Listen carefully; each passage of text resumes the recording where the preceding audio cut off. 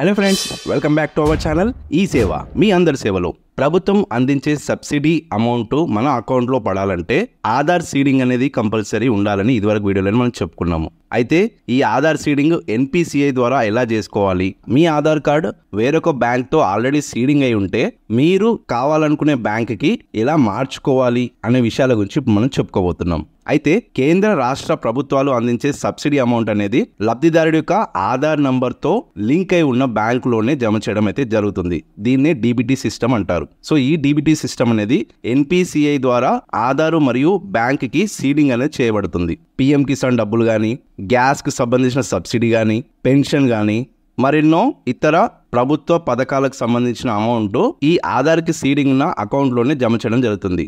అలా సీడింగ్ లేని వారికి అమౌంట్ అనేది పడదు, మధ్యలోనే ఆగిపోతుంది, మళ్ళీ రిటర్న్ గవర్నమెంట్కి వెళ్ళిపోతుంది. సో అటువంటప్పుడు మీ ఆధార్కి ఏ బ్యాంక్తో సీడ్ అయి ఉంది లేదా ఏ బ్యాంక్తో లింక్ అయి ఉంది అండ్ మీకు లింక్ అయి ఉన్న బ్యాంకు యాక్టివ్లో ఉందా లేదా, ఒకవేళ యాక్టివ్లో లేకపోతే ఎలా చేంజ్ చేసుకోవాలి అనే విషయాలు తెలుసుకోవడానికి మనకి npci.org.in అనే వెబ్సైట్ ఒకటి ఉంటుంది. ఆ వెబ్సైట్లోకి వెళ్ళి మీ ఆధార్కి ఏ బ్యాంక్తో సీడ్ అయి ఉందో తెలుసుకోవాలనుకుంటే లేదా ఏ బ్యాంక్తో లింక్ అయి ఉందో తెలుసుకోవాలనుకుంటే ఆధార్ మ్యాప్డ్ స్టేటస్ అనే ఆప్షన్ ఉంటుంది. దాని మీద క్లిక్ చేసి మీ ఆధార్ నెంబర్ని ఎంటర్ చేసి మీ మొబైల్కి వచ్చిన ఓటీపీని కూడా ఇందులో ఎంటర్ చేసి వెరిఫికేషన్ అనేది చేసుకోవచ్చు. ఇప్పుడు మీకు ఏ బ్యాంక్ లింక్ ఉంది అండ్ ఎప్పుడు లింక్ అయింది, అది యాక్టివ్లో ఉందా లేదా అనే ఆప్షన్ అయితే మీకు ఇక్కడ చూపిస్తూ ఉంటుంది. ఒకవేళ మీ బ్యాంక్ అకౌంట్ యాక్టివ్లో లేకున్నా లేదా మీకు ఈ బ్యాంక్ అవసరం లేదు, వేరే బ్యాంక్కి చేంజ్ చేసుకోవాలనుకున్నా కూడా మీరు ఇందులోనే సెకండ్ ఆప్షన్ అయినా ఆధార్ సీడింగ్ డీసీడింగ్ అనే ఆప్షన్ సెలెక్ట్ చేసుకొని ఇక్కడ బాక్స్లో మీ ఆధార్ నెంబర్ ఎంటర్ చేసి పక్కన మనకి request for Aadhaar seeding or deseeding అనే ఆప్షన్ ఉంటుంది.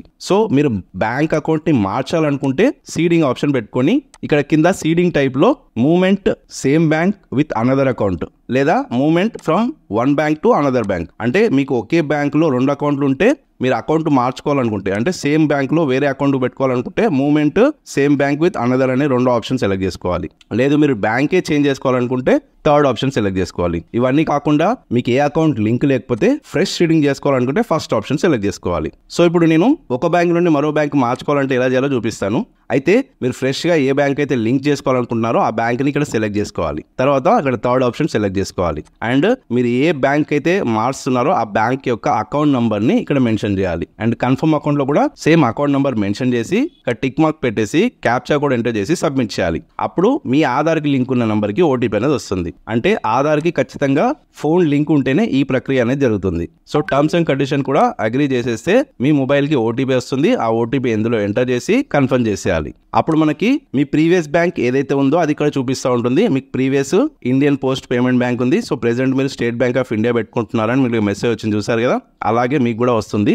తర్వాత కన్ఫర్మ్ చేసేయాలి. అయితే మీకు విత్ ఇన్ సెకండ్స్లో లేదా 24 అవర్స్లో మీ ఆధార్ అనేది మీరు ఏదైతే బ్యాంక్ పెట్టుకున్నారో ఆ బ్యాంక్కి సీడ్ అయిపోతుంది. కావాలంటే మీరు స్టేటస్ కూడా చెక్ చేసుకోవచ్చు. సో స్టేటస్ ఎలా చెక్ చేసుకోవాలో ఆల్రెడీ ఇదివరకు వీడియోలోనే చెప్పడం జరిగింది, కావాలంటే ఆ వీడియో చూడొచ్చు.